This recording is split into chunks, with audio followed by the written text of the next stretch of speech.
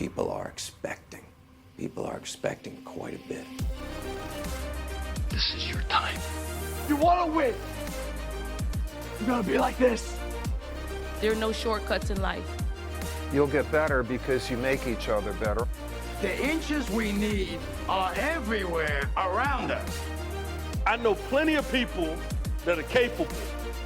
I know fewer people that are willing. You have to believe it to do it. Now, what are you going to do? Welcome in, everyone. You are listening to Sideline Sessions here on the BE Podcast Network. Thanks, as always, for joining us. We got another great conversation here for those of you who are coaches or parents or otherwise involved with student athletes in a variety of sports, but we're going to be talking specifically today about soccer. My guest is Gabe Nosseir. Gabe is a soccer coach, performance coach, and a life coach. He works with professional soccer players, also does individual coaching, and works with individuals across a variety of domains. Gabe, it's a pleasure to have you here. Ross, it's a pleasure to be here. Thank you so much. To dive right in, I'd love to just have you tell our listeners a little bit about your experience in coaching soccer in particular, and then if you want to fill in around that, some of the other coaching you do as well. Well, after a very average playing career, I had this yearning to help players reach more of their potential than I felt that I didn't reach when I kind of snapped in high school. What it took way too late. About my senior year, I finally started putting in the work into it, and I realized I could have been so much more if I just had that drive. So that's why I got into coaching and started coaching right out of high school, and coached my high school that I went to. Started on the JV for 2 years, and then had some success and got promoted up to varsity. And it felt like there was something that I was supposed to do.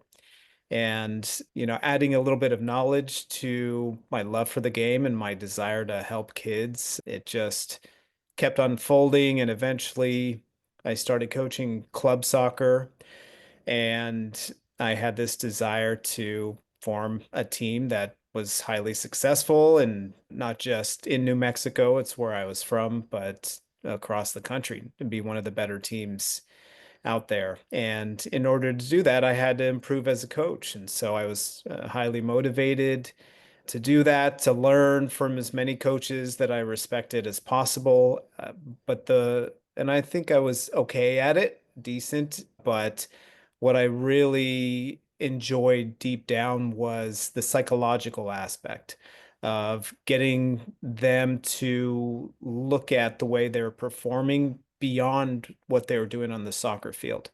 And I started to see the influence I had on their lives. And then so my focus, it kind of shifted to wins and success, to more how I was shaping these young men at the time. I coached girls as well, but mostly boys. And I just really loved the influence that I had on them as people. And I started reading different books to them. I remember when they were 16, they kind of got a big chip on their shoulders and started really questioning me. And there are some issues within the team and our culture. And so I read them The Four Agreements by Don Miguel Ruiz, and it basically taught them to be careful with their word and how they use their mouth and what they say, and not just to each other and to me, but to themselves as well. And to not take things personally, which I needed to do because I understood they were 16-year-olds, a highly successful team, and had a lot of confidence. And of course, they're going to push back because I became, kind of like a parent figure to them. And that's kind of what you do around that age. You start questioning parents. And so it was a really enjoyable group. Ended up being one of the top 10 teams in the country for their age group for the last 3 years of the team. And my biggest pride for that team is not the wins and the success that they had, but every single one of them went to college. They didn't all play. We had 2 of them in particular who were first generation in college from their family, and they still play the game and work around the game, those 2 in particular. And it just brings a lot of warmth to my heart to know I had that kind of influence on them, that they continue to love soccer. And after I coached them, I kind of took a little bit of a hiatus from coaching full time and was coaching a little bit part time, but I started getting into life coaching. And it was natural for me to kind of blend my love for soccer and coaching with that psychological aspect. But now I had some more tools to it and just kind of kept progressing with my education in that department and working on myself as well, because one thing as a life coach or any kind of therapist or whatever, you can only take the person you're working with as far as. So I had to go really deep and really far. I continue to do that, and I've added other elements to my personal growth and development. And I love kind of putting it all together and helping people, especially when I look at performance, I really focus in on the physical aspect, the mental, emotional, and also the spiritual slash energetic aspect as well. So, and now here I am. What does the goal development process look like for you when you're working with, let's start with an individual athlete? How much of that is determined by the level at which they're currently playing? How much of that is determined by them articulating their goals, you helping them set goals? Can you talk me through that? Yeah, with goal setting, I talk to them about setting their goals a little bit loosely. So, because you have this end result, and say you want to play in college, say, okay, let's look at that. We know that's in existence. Let's put it on the shelf, and we're going to focus more instead of just that goal, what it's actually going to take to get there. The day in and day out work. Okay, you have to develop a plan and a strategy to actually get to that goal, and let's focus on that. The goal is 2, 3 years away. And so that's not now. Let's focus on right now, what you're doing now, because how hard you work now and what you do now is going to determine your success in the future. Yeah. So that's kind of how I view goals. Now, what I tend to do, everybody, of course, it's everybody's unique and have their own issues, what's going on in their head and their performance and all that. But overall, what I focus on every single client that I have, whether they're an athlete, whether they're a parent, whether they're an ex-athlete, it doesn't matter, is to help them understand that their experience in life is completely based on their thoughts. And they're always experiencing their thinking in the moment, because that's what holds players back from succeeding, is they get kind of lost in their thoughts. They're unable to recognize their thoughts, and that's where they can get sucked into not being able to deal with pressure, or whether it's from fans, coaches. So when they start to even just know that all they're doing is experiencing their thoughts, that they can be the person who's thinking and observe themselves thinking, and also observe themselves observing the thought as well, because we are both the person who creates the thought, and we're also the observer of that person as well. We're in those two roles.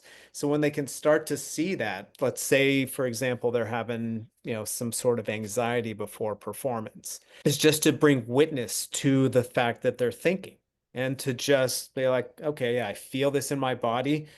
This feeling is coming from my thoughts right now. So I'm just going to observe it. I'm not going to dissect it and say why it's coming from, what's happening, but just the fact that I can observe it and be like, okay, there's that thought again. All right. All I'm doing is thinking. Let me take a deep breath, because there's a deep, deep connection with breath and our ability to center ourselves, right, and get back in the present moment, right? So let me take a deep breath and get back into the present moment, because that's what it's all about, is being present and focused. Yeah.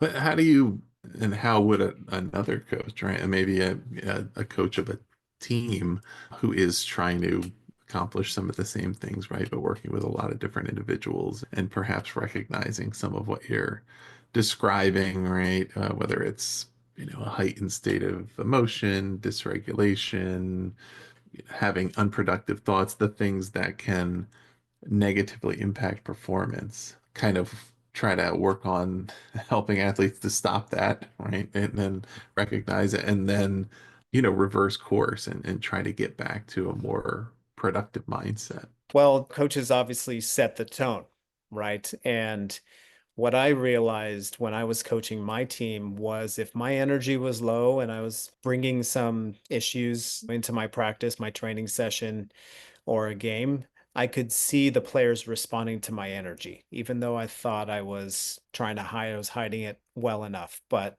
that hit me pretty hard. So I realized that I had to get centered and focused. And first of all, that's the biggest thing that I could control. Now, kids are going to have their issues, and somebody's going to come in and say, "Hey, I'm having a hard time with this." So there's, in team sports, specifically in soccer, you have all these individuals, and hopefully not all the individuals are having some sort of emotional discomfort at the same time. But you address the team, and then you can tell with once coaches really get to know their players, they'll know who I can speak to a little bit more freely in front of everybody and what I can say, what their limit is to be able to receive feedback, and who I need to pull off to the side, who maybe have a little bit less of a tolerance and ability to receive feedback or criticism in front of others. So it all depends on the level of intensity of the emotions that are going on, but that's the role of a coach, is to be able to manage that. And that can be a really challenging thing. And I think I've seen a lot of coaches who, or I shouldn't say a lot, I've seen coaches before who, no matter what their tone, they're going to treat everybody the same. And that may sound like that's great, but sometimes all these players are completely unique. So Yeah. sometimes you do need to pull somebody off to the side and say, "Hey, what's going on?" The majority of the time, players just want to be heard, especially ones who are having difficulties at home, at school, whatever it is. They just need somebody to show them love, and if they're listened to and validated, and then a coach who's able to navigate through that by saying, "Hey, I understand how you feel. And you know what? Let's channel that energy that you have right now and bring your complete focus and intensity up right now. Focus here, because that's going to help you deal with those emotions that are coming from off the field or whatever the issue is." I hope Yeah. that answers your question. And it brings up the question, the hard to answer question of, the interplay, I guess, between the mental game and the physical game, and how, certainly a player who has really mastered the mental game, right, can increase their level of performance. A player who's struggling with that is not going to perform up to their potential. But I guess in determining like how is I guess can the physical side of things have the same effect, right? Can a player who has more talent and skill like overcome struggles that they're having with the mental game, or vice versa, the same way that it is critical when you have the focus on the mental side? Yeah. There's a lot of physically gifted athletes out there who can make up a lot. Your physical ability and athletic ability Hmm. can really help players out tremendously and overcome certain things. Now, ultimately, the higher you go or higher an athlete goes up a level, the mental side really becomes more important. There's a player, oh, there's, quite a few players out there. One player that I can think of specifically was an Italian player named Mario Balotelli. He was incredibly, incredibly gifted and incredibly undisciplined within himself and had a lot of issues. And you could tell this was a guy who probably dealt with a lot of trauma. The Italians aren't known for having black players on their team, and because it's not in their country very often. So I'm sure this, Mario Balotelli faced a tremendous amount of racial abuse, because that's something that's still prominent in Europe, especially ones that aren't haven't welcomed in as refugees, like France. It's a big part of their culture is they Hmm. bring in a lot of refugees into their country. But countries like, Spain, and there's a lot of players suffering racial abuse in Italy. So you could see this. Mario Balotelli was so talented and can do so many amazing things on the field, but ultimately his career didn't take off to where I feel like it could have been, because he wasn't emotionally mature enough because of what he faced. And, that's just kind of part of life, right? I've seen some players who have a tremendous, tremendous attitude and will work so hard, but they just don't have the same skill and ability as other players, so they'll only succeed so much. So it's a combination of those players who have it all or the special ones. Yeah. As a coach, how do you go about getting athletes to take ownership of their own development? And particularly in cases, I'm sure, where you may work with individuals who come to you for coaching and maybe they think that they're taking initiative, that they have an idea of what it means to get better, and you may recognize, you know what, there's some other things that you need to really understand and lock into, because there are things that you're not owning and you're holding yourself back in those ways. I think one is having those honest talks with, from the coach to have those honest talks with those players. And I remember having them and saying individually, like, hey, I would always take time during a season, in the middle of the season and then at the end, of having an evaluation. And that's a great time to do it, because there's one thing to do it during a training session and kind of snapping at a player and saying, you're not doing enough and you need to be doing this and that. They're not going to receive that information very well in front of others. But if a coach is able to have a one-on-one sit down, which takes time and dedication, but I felt it was very necessary for me personally to do that with my players. When they're in a calm state outside of practice and you're just having a conversation, and to give them a list of like, hey, this is what I see. And one thing that I found out, I didn't do this quite so much as a coach, but I learned that I started doing this later when I was doing evaluations for my business, for my employees. I would have them rate themselves, and then I would rate them on the same exact sheet and kind of compare, because sometimes athletes think like, this is what I'm doing. I'm doing all this hard work. And then, when somebody tells you like, hey, this is how I see you, then it can kind of bring them into a little bit sense of reality. And sometimes, unfortunately, they have to hear that message over and over and over again. And that's part of life is, eventually it's got to come from the player. Parents can only say so much, coaches can only say so much, but eventually, hopefully it hits players. Sometimes it does, sometimes it doesn't. Yeah.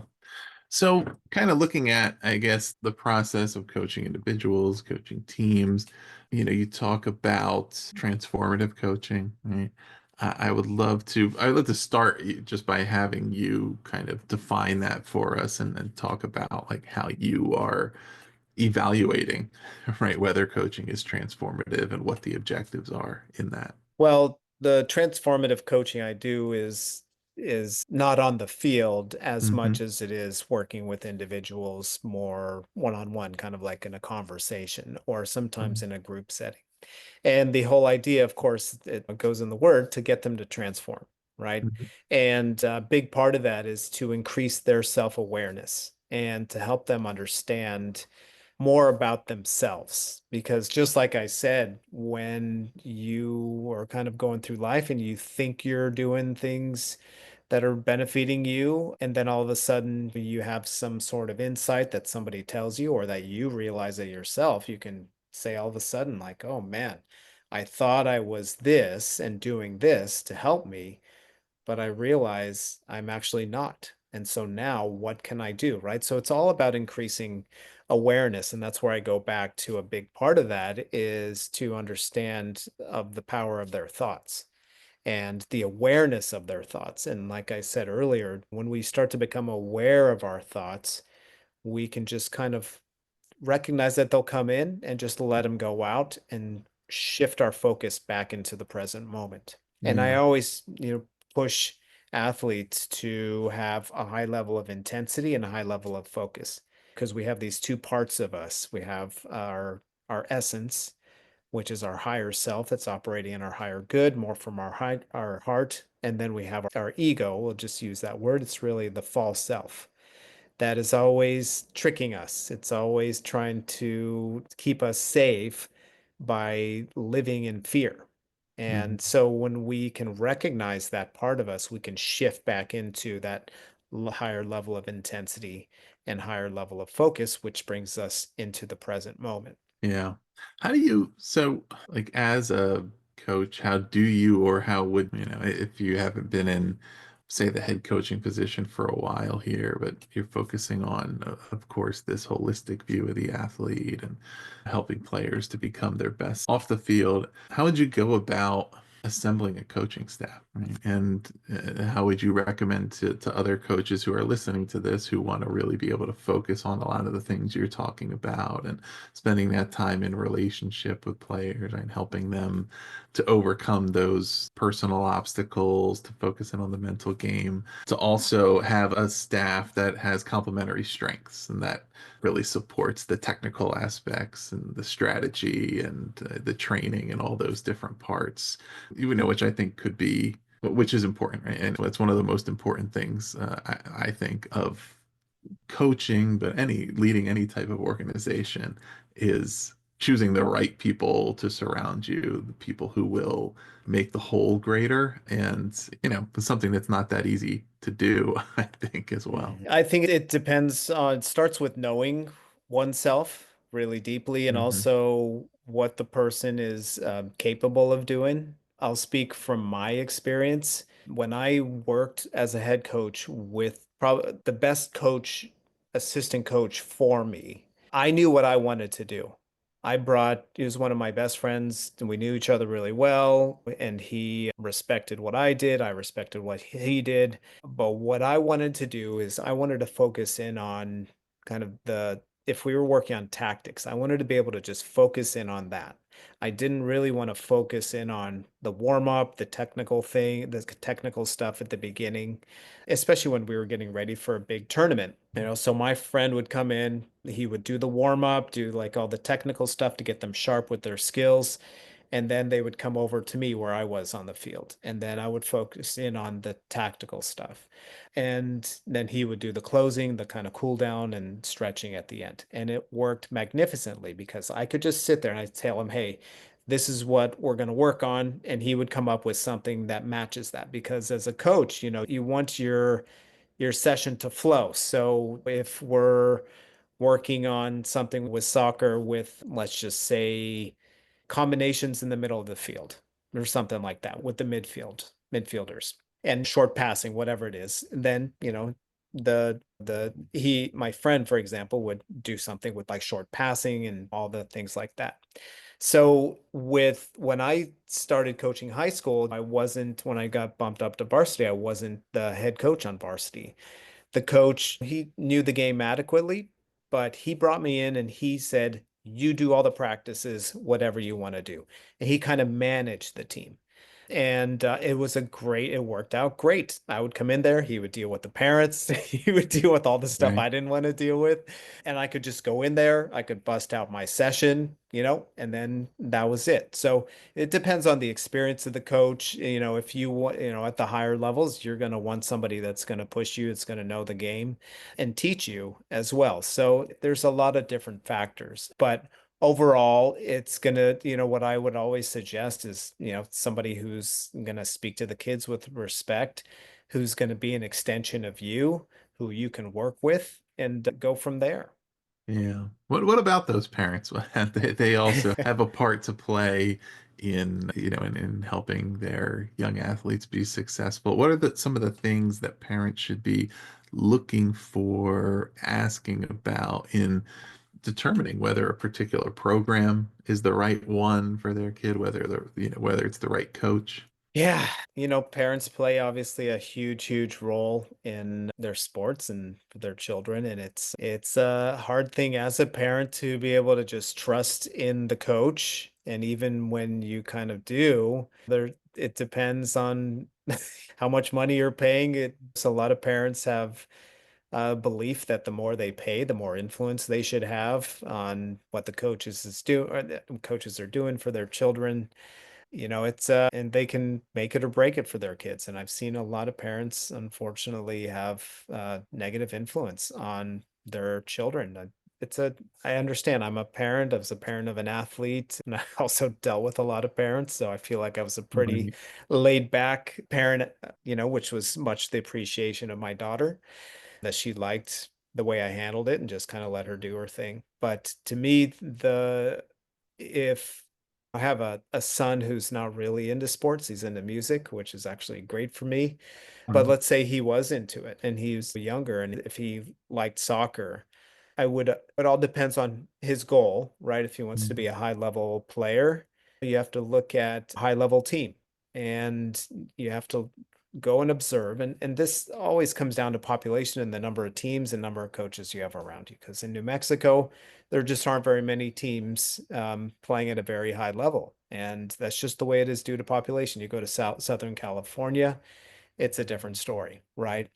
But if I were a parent doing it all over again, I would go and I would watch coaches and how they train their team and how they speak to their players. And do they speak with respect? Because there's this balance, right? Of you want to be demanding but respectful at the same time. Overall, coaches are teachers. Mhm. They're there to teach. They shouldn't be there to berate and to bully players. And so you can tell a lot about the character of a coach by how they are handling adversity in games and in practices. Are they actually teaching? How organized are they on the field? A lot of those things will determine so much.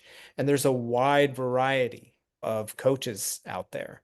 So, but overall, a coach has so much impact on the character of children that's what I think a lot of parents don't look at is how is this going to benefit my child as a human being, not just as a soccer player or basketball player or anything. Can this person be an extension of me? Are they a good moral character?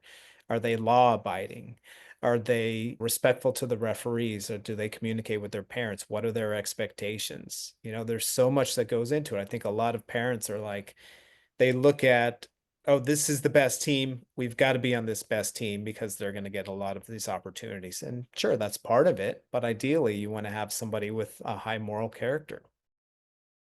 Certain mistakes that parents seem to make, either in prioritizing what are the most important things they should be doing versus shouldn't be doing. I think there's stuff like, right, being like overly involved in certain ways, or certainly like having contentious relationships with coaches, those kind of things. But I'm thinking stuff that's maybe less obvious than that, or less commonly commented on.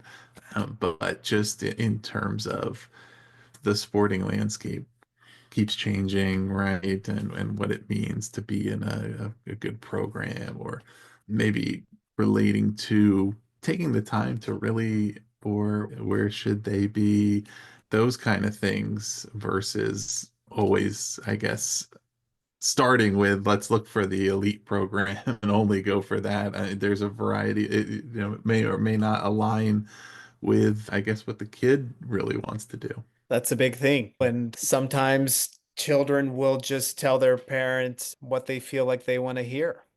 And, a lot of that goes, obviously, it starts with the relationship with the parent and a child. And I've seen it to where, the parents come from fear sometimes. And when they're well, quote unquote causing problems on a team, which I've had to deal with parents who did that, who would come up to me right after games if something they didn't like happened. Or I even had one one time pin me down in an elevator at a hotel right as I was heading to a team meeting before this big tournament, and kind of go off on me before the tournament even started. And back then I just kind of was forceful back at them with my words. And then as I grew as a human being and I started to see on the exterior was this anger and aggression towards me, but deep down there was a fear inside of it, right? And now if I was in those situations, I would hopefully be able to be more calm and say, hey, what's really behind this? You're fearful. It seems like you're fearful that your son's not going to get this opportunity to display himself and go to college, or it could affect his future with this. And so I'd like for you to have faith in me and let me do my job. In the moment, that may be a little bit Right. harder, right? But it all boils down to uh, parents being able to trust in the journey of their children, because there's so many times when they freak out and can say like, oh, I'm fearful. This is coming from the unconscious, of course, right? The unconscious is saying, I'm fearful my child is not going to succeed, so now I'm going to go and say this and I'm going to do this, right? Right. So it becomes about a parent understanding themselves. And that's when I work with parents, I try and help them understand that their child has their own journey, and the becomes this balance of letting them have their experience and being in the car with them as they drive, but to kind of make sure every once in a while that they're keeping their eyes on the road, instead of grabbing the steering wheel as they're driving. Yeah. Yeah. I mean, I'm sure it's easier said than done. And I mean, in some ways, I guess being a coach then prepares you for the parenting side of it, not only in the sense of having been on the other end of those parent coach interactions and knowing what it's like when you're having a tough time with the way parents are approaching it, but also in terms of understanding, like, you can't guarantee success. You can't control it past a certain point. You can do the things you can do to appropriately remove obstacles and to provide guidance, but it comes down to the player is ultimately going to determine their success. Their level of interest, their level of commitment, their level of ability will reveal itself, right? And, same thing from the parent perspective. Of course, it relates to everything about parenting, not just the sports side of it, but the same thing, where as much as that natural inclination, that natural instinct might be there to say, I want to make sure my child is successful here. Sometimes, like you said, the way to do that has to be knowing when to back off, knowing when to say, I've done what I can do. I've created the conditions here as much as I can. I've supported getting into a good environment, or driving to practice, right? All the things that the parents need to do, but I can't make my child love a sport they don't love. I can't make them more talented than they are. I can't make them show up and give their best effort, or whatever it may be, right? I can only provide encouragement. I can try not to do things that detract from their enjoyment or their ability to participate, but I can't make it happen. Absolutely. And the love, you're right, it has to come from within the athlete, and parents they can't make their children love things, but they can make them dislike things very, very easily based on how they're communicating and with their children. And that's the bottom line. Is like, you can make them hate it, but you can't make them love it. Yeah. Yeah. And I mean, I imagine there's not totally modern, and it varies across sports, but it's a lot of ways there's that push toward early specialization in a lot of sports, and heightened competition for getting placed in the best, getting on track for the best travel team, the best university, whatever the case is, according to the sport. That happens a lot sooner than kids are really ready to make those decisions about, is this the thing I really want to commit my life to? I was just reading an article today. I don't follow tennis too closely, but the women's American player Madison Keys just won the Australian Open, and it was her first major win. She's, I think, just turned or about to turn 30. She went pro at 14, all right, and had really early success. And I think at 19 was in the US Open final, and was, had these expectations of being one of the great players, and certainly has had a great career, but it never, reached the level. But it said in the story that I think She started playing really high level competitively at 10, and at age 10, she started playing when she was 4. At age 10, she told her mom that this is what she wanted to do, like full time, play tennis. And her mother said, you kind of have to prove it to me first. But at 12, they moved to Florida to, be at a higher training facility, and she went pro at 14. And I guess this was a case, I don't, without knowing the whole story of the kid somehow determining that this was what she really wanted to do, and certainly seems to have stuck with it. But if you were to see that, right, as a parent of a kid around a similar age that you felt like had a high level of ability, and how early a lot of these eventual professionals end up really committing to that, I guess you could feel a lot of pressure around that, even if you don't really feel like, is this age appropriate? I don't really want to put this level of pressure, but if I don't really try to put these resources into it, by the time my kid is 18, it might be too late given the sport they're in. And whether or not that's actually the case, I guess that introduces a lot of other pressures and stressors and a lot of those clashes when every single thing that's happening. And same thing happens academically in school, right? Where the kids in second or third grade, and if they get a bad grade on a test, oh, well, is this going to affect the high school they can go to or the college they can go to? And it's just all these micro pressures starting at a really young age. And it's not an excuse for some of the behaviors, right? But it's kind of environmental factors that explain maybe why it feels like it becomes more and more common today than saying, oh, well, 30 years ago, nobody worried about that. And whether or not that's totally true, it was just very, very different, or at least there was the belief that you could maybe find your own way. No, the landscape has changed. And I think a lot of it, I mean, I believe has to do with the amount of money that they're paying, Mhm. right?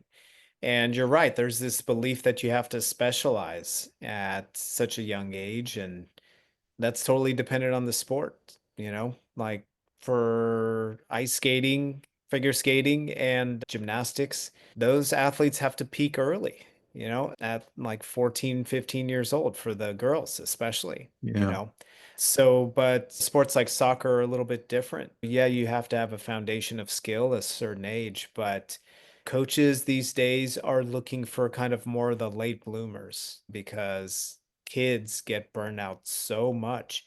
And I've seen, I stopped coaching a few years ago, and I can't keep track of the like the landscape of youth soccer anymore because there's so many different leagues that are going on now and events. It seems like, teams are in like 3 or 4 different leagues nowadays. And when last time I coached a full team, we had our local league we were in, and then a regional league and a national league, and then that was it. And those other 2 leagues, the regional league and national league, were just very few and far between. But kids, it seems like, are just going to so many events now, which equals so much money, which equals more pressure because the parents want to see some kind of return on their investment. right. Right. And so in reality, the elite of the elite is very, very few kids. And, it becomes very complicated because you want to provide your kid says, I love soccer. I want to become a professional. I mean, it's hard to say no. Okay, we're not going to put you in those environments and give you those opportunities. And especially if, it's a little unrealistic and the parent doesn't realize how unrealistic it is. But ones who have experience, and I think that's the beauty of soccer and the way it's evolving in the United States, is that it's starting to become multi-generational with soccer players, where what I mean was my parents, even though they weren't from the United States, they didn't play soccer. And a lot of the people I played with, their parents didn't play soccer. But a lot of the people that I played with, they obviously played soccer, and now their children are playing soccer, Right. and their children are going to play. And it's just going to keep spreading across the country. So hopefully the knowledge does increase, and we'll be like, well, I don't really know if my child has it to become a professional player, but I'm still going to put him in the right environment to be a successful high school player. Yeah. And I think that's changed the landscape as well. I feel like there used to be a lot of focus on playing high school sports, and that Yeah. was kind of a very special thing. And now it's like, no, you got to play club, right? Because that's what's going to get you to college. So Yeah. things have definitely shifted. What does ethical communication look like for coaches, and given what you mentioned, especially the money involved? I've had some conversations here with, for example, high school basketball or football coaches about how do you manage the dual roles of being both the current coach to the athletes on your team and needing to encourage them and set them up for success, right? And really give them confidence in themselves, with also maybe being the only person they have access to who has enough experience, knowledge of the sport, and expertise to give them an honest evaluation of their potential beyond where they are right now, right? You have a young athlete who says, okay, I want to go and play in college, or I want to play Division 1, right? And you might feel like I have a strong sense that you're more suited for Division 3, and I want to give you good guidance. I don't, but I don't want to take away your belief that you are able to succeed here. Right? And in this case, even more so with the money involved, right? To be able to Yeah. say, look, let's set real expectations for what we think we can achieve here with this program.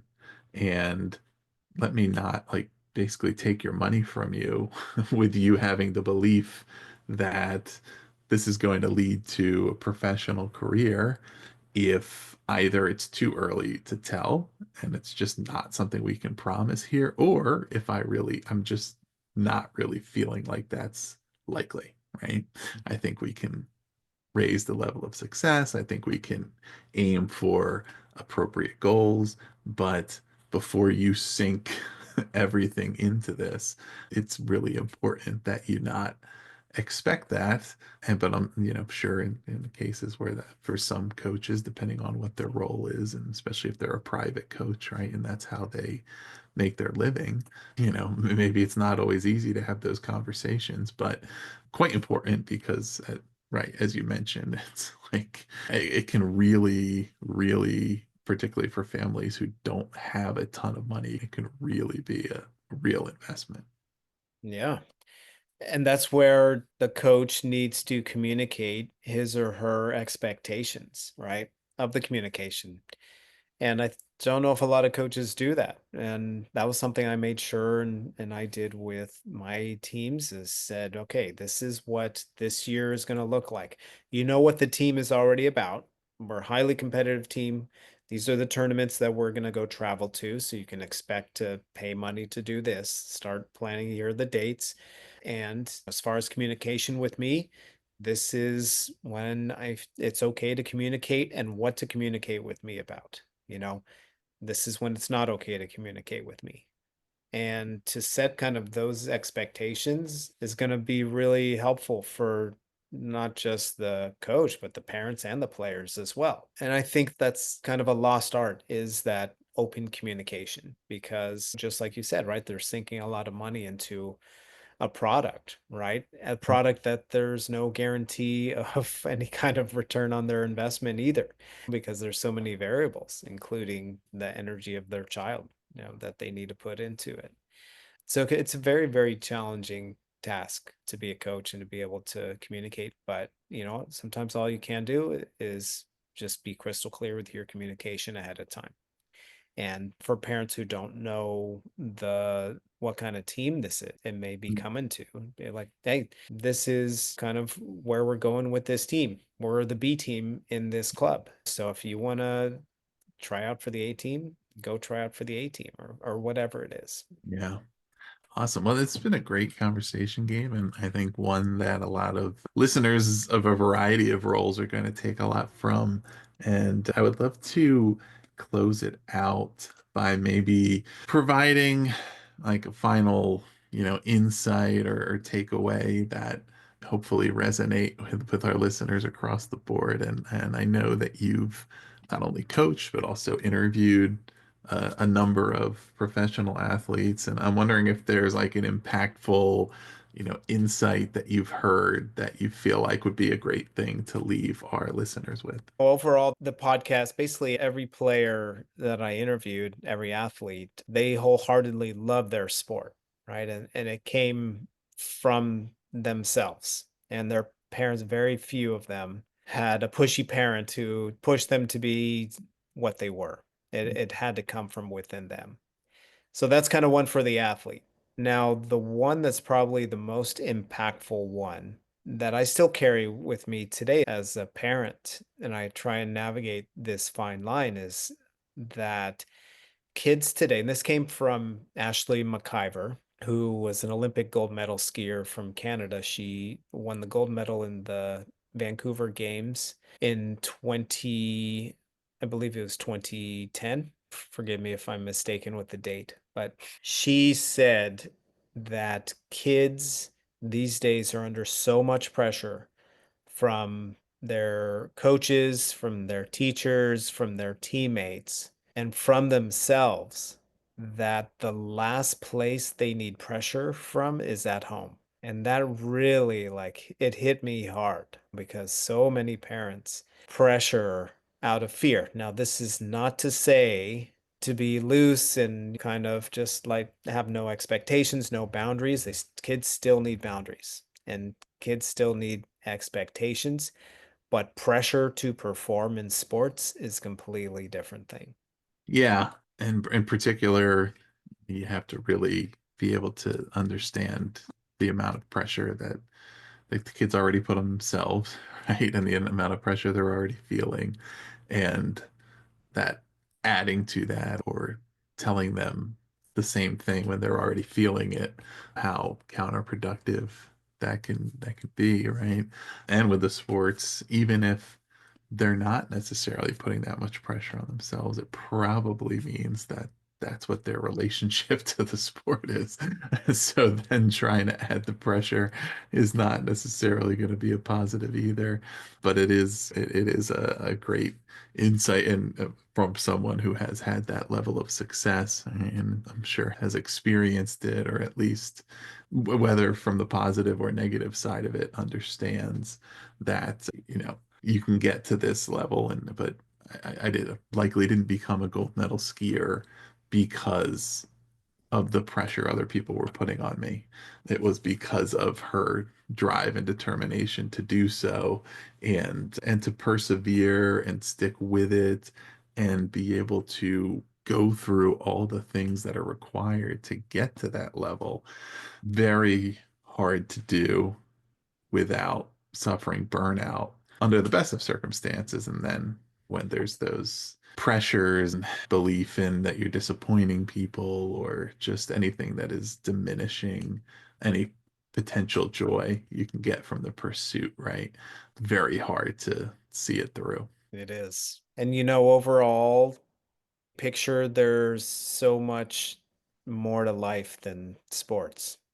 Sports are a beautiful platform for growth and evolution and teaching in so many ways. But it all comes to an end at some point, and all you're left with are the lessons that you had and also the relationships that you form.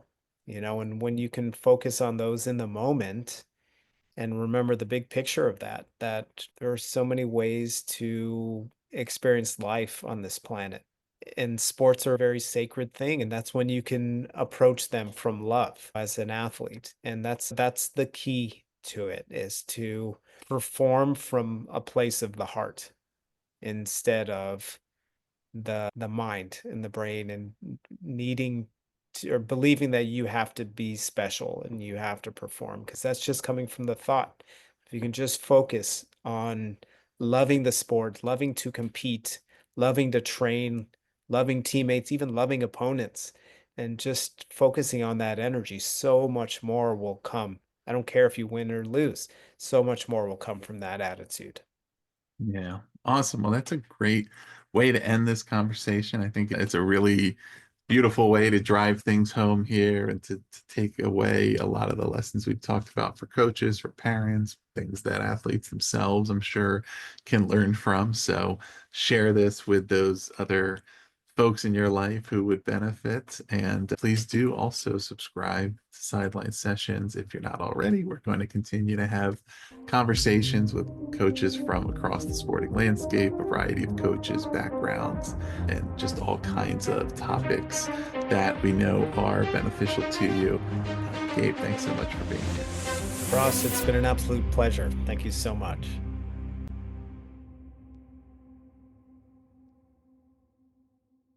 This episode was edited by Gage Sanderson.